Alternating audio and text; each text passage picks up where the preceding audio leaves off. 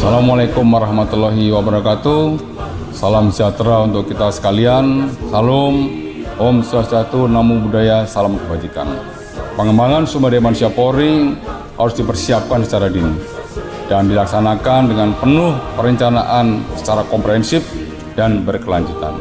Hal ini dilakukan sebagaimana pada siklus pembinaan sumber daya manusia, mulai dari tahapan rekrutmen sampai dengan pengakhiran dinas, guna membentuk karakter personil Polri yang presisi sebagai mentoring organisasi Polri yang mampu menjalankan setiap tantangan dalam pelaksanaan tugasnya, yaitu memelihara Kamtimas, melindungi, mengayomi, dan melayani masyarakat, serta menegakkan hukum dengan selalu menjunjung tinggi hak asasi manusia. Saya, Irjen Pol Profesor Dedi Prasetyo, Asisten Kapolri Bidang Sumber Daya Manusia, mengucapkan selamat Hari Bayangkara yang ke-78. Dengan mempersiapkan SDM Polri yang unggul dan presisi, saya berkeyakinan dapat membawa percepatan transformasi ekonomi yang inklusif dan berkelanjutan menuju Indonesia Emas 2045. Assalamualaikum warahmatullahi wabarakatuh. Salam presisi.